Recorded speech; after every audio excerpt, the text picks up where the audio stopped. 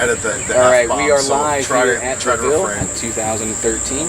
Have a great bunch of guys here. We're really looking forward to hearing them and talking to them. I'll let you guys introduce yourselves and tell us a little bit about the band. And, Hello, my name is Zachary Flights. I play the bass for Floodwood, and this is... I'm Nick Piccinini. I play banjo and fiddle. you guys have been creating quite a uproar in the Cincinnati community. You know, I know at Rumpke, I think you guys are playing with the Rumpies and David Gans coming up. Is that right? I believe so. I think that's going to be in either Cleveland or Columbus. We're really bad about keeping track of our dates. Oh, no problem. No problem. We just show up when they tell us. I was going to say, I think it's in Pittsburgh. Yeah, there See, it is. everybody else knows. Thank you, September 11th Susie. in Pittsburgh. Yeah, that's good. I hope you were off the air when I said that, right? Oh yeah, oh yeah. So who's here, or who's not here, I guess, with the band that you guys can tell us a little bit about? Right now we're missing Jason Berady, who plays mandolin and sings with Floodwood. And we are also missing a couple of the members of the band Mo. Who's getting ready to go on? So Yeah, that we're understandable. that will interrupt this interview at any moment. Mo Yes, will start interview. So we'll get an opportunity to interview them. They're just going to be on stage behind us. So Alan Schneer and Vinny Amico from the band Mo also play in the band Floodwood. So how did you guys end up hooking up with the guys from Mo? How did you guys end up meeting? I really think it was through Jason, mainly. I think that was how I met them for sure. Was Jason, the mandolin player? He's kind of known everybody in this band for years, through either school or, in my case, just festivals, bluegrass festivals. I think that was kind of how it all came together. It was something he really wanted to do. I think the original connection was an annual holiday jazz gig that Vinny Amico, Jason Berady, and myself played in at the bar restaurant Tiny's in Utica, New York. And that started probably 6 or 7 years ago. And that's where the original connection, I think, was made. I think there were some sit-ins where possibly Al did come in and sat in and play jazz with us at one point.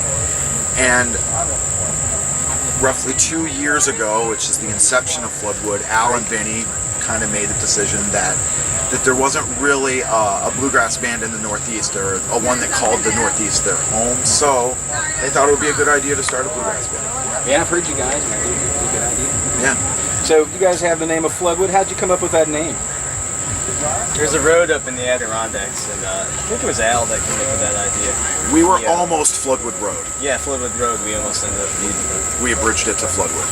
Gotcha. Always interested in how those things start. So I know everybody from the band probably brings a diverse musical palette to the table as far as writing music goes, or even playing cover songs. Can you guys describe some of your musical or lyrical influences?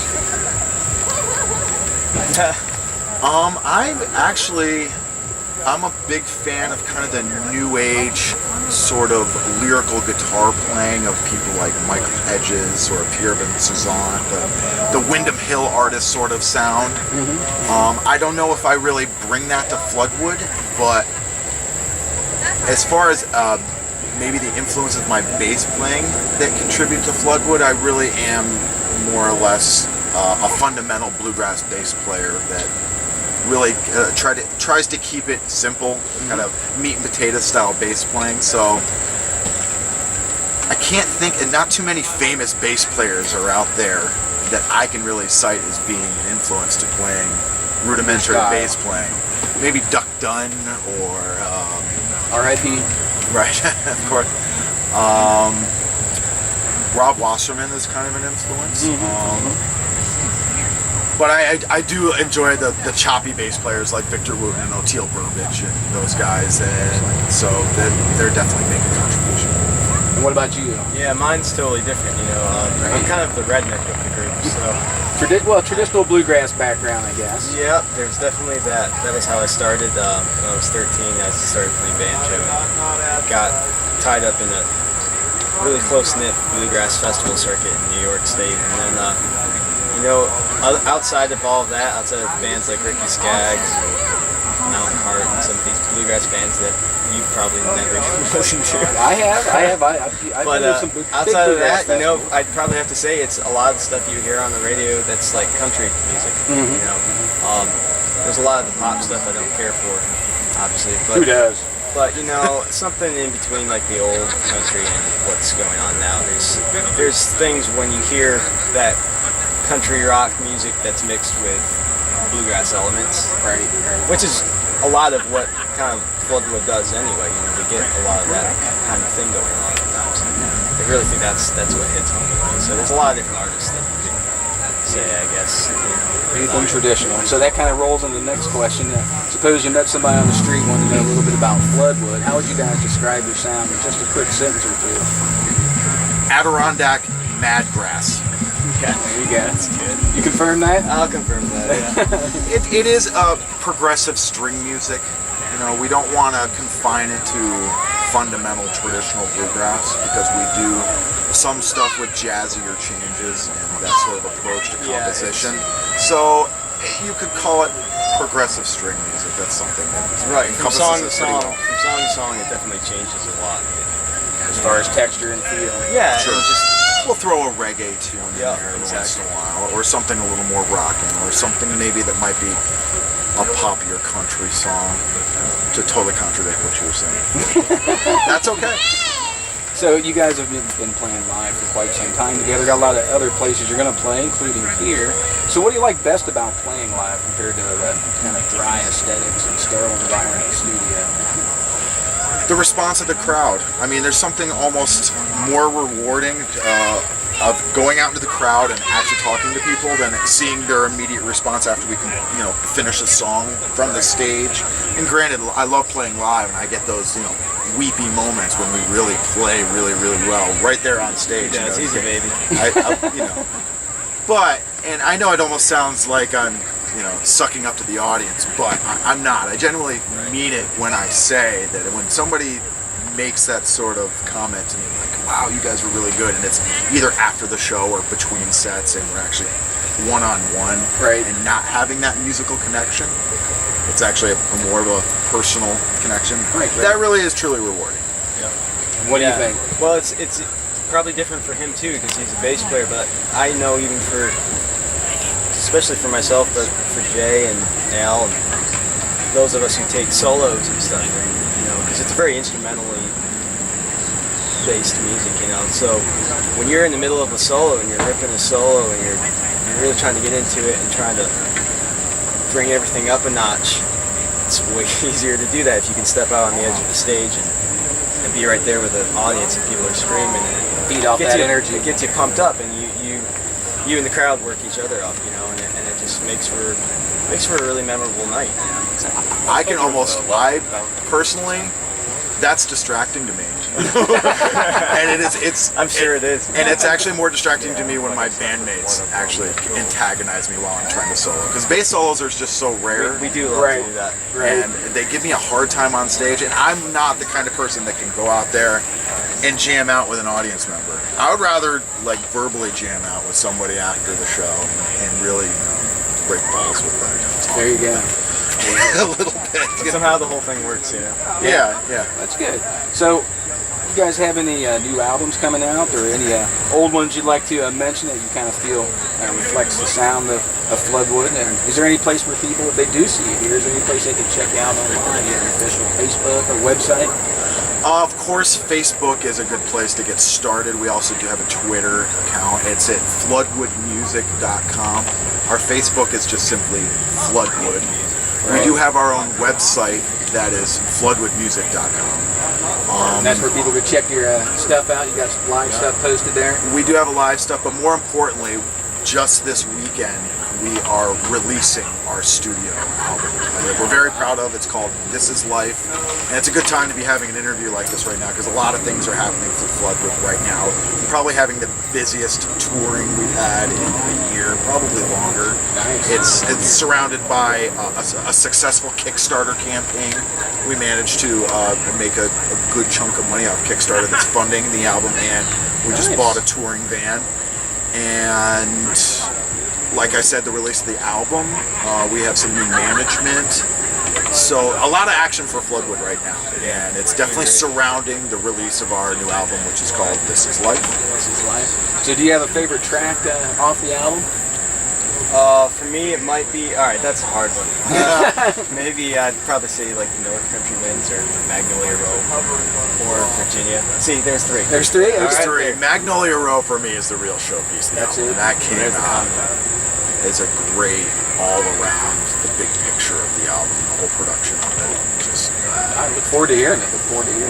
So, you guys we only have a couple months left, and you guys are out and about as far as 2013. You guys have any big plans that you're looking forward to in 2013, or any big festivals you're planning on playing at? we're playing the Shoe Festival in Chicago next week. Yep. And we do have some things on the calendar that are in the works. I don't know if everything's confirmed, but we're talking about doing a short tour in Colorado. Well received out there. Yeah, we're basically starting from well, to back up a moment. In Shoe Fest, we're working our way back east, finishing up in several spots. And we're also actually doing a lot of opening slots for Leftover Salmon and Keller Williams, all basically Northeast shows. Right. Very, close proximity to one another. So there's no reason for nobody to miss any of these events. They're close. They're close. So, we are generally a Northeast band, and we will probably have our densest amount of shows in the Northeast for now. But there is talk of getting out to California. There's talk about touring Colorado. We get down to the South. Any good shows that you're looking forward to? Any future ones? I have to say probably the things I'm most excited about at this point would be the shows with Keller Williams. I'm really looking forward to that. He's old Brian. Yeah, I saw him I think 2 years ago at Dark Star Jubilee. He's an entertaining fellow. Yes, he is. Yeah. So we're gonna just wrap it up here with a couple quickies that we have left. But looking back on all your years playing music, what do you think your best musical memory is? That's easy. About 10 to 12 years ago, I performed with a band called Hypnotic Clambake at the Montreal Jazz Festival. And we performed probably during the biggest outdoor live event. I mean, Montreal Jazz Fest hosts a lot of indoor events. We performed on probably the biggest outdoor night, right? The 12-day festival. The Harlem Gospel Choir performed in the heart of Montreal, and probably the most elaborate city stage production setup I've ever seen. And that alone was essentially the most amazing live performance I've ever seen.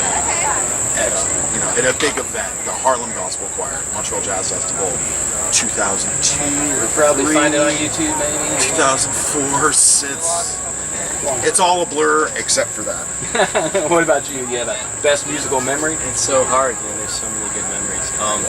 Do you want one that's about me playing or? Whatever, man. You tell me. Just when you know. think about it. We had this. I think one of probably my best musical memories is just this weekend at Floodwood spent the festival, Jomioki Festival in North Carolina. Was it? Where was Jomioki? Possibly. Possibly. I don't know. It's just area. South You Carolina. tried to think. It was somewhere. No, it was not in the Carolinas. It wasn't in the Carolinas? See, I just get in that the van festival. and I just go. It was a really great weekend. We got to hang out with some really top-notch musicians, and the thing that was awesome for me is Jason Carter and Ronnie McCurry from the Ville McCurry band both ended up sitting in with us at the festival. And actually we ended up jamming with them backstage and stuff, and that was just, I've really admired that band for a long time. True bluegrass legends, really. Yeah, and it just blew my mind that we could do that. So, it's very grateful for that. That's probably good. Excellent. Yeah, I saw Del McCurry a couple of years ago. Talking about old school. Top-notch old school. So, do you guys have a favorite Grateful Dead song? Oh, there's so many. We get that a lot. Althea. Althea? Okay. What about you, man? You a fan? I'm really so new to the Grateful Dead, really, that I couldn't say. We'll break you in easy. So we're going to roll out here. I'll let you guys give any shout-outs or thank yous to your friends or families, and let everybody know that you appreciate them. Or tell us about any charitable organizations that you guys support. I'd really like to thank all the Floodwood fans that made a contribution to the Kickstarter campaign. That was one of the most amazing feelings to see us reach our goal, to see that many numbers come to help and support what we do. So that's my big thank you to all the fans, friends, and family that made a contribution to Kickstarter. And what about you? Do you have any big shout outs? I really agree with Zach. Thank you for all your help. Yeah, that's a unique way to get things started. Yeah. It's a brilliant program. Whoever came up with it, and they deserve everything that they get. The people that came up with Kickstarter, it's more than fair. It cuts out certain middlemen, right? Who likes the middleman? Right. All right, well, gentlemen, I'll let you go. I know you got a big festival ahead of you. I just want to say thank you for dropping by The Greatest Story Ever Told and joining me for this short interview. We had fun. Thank you. Thank you very much. Thanks a lot.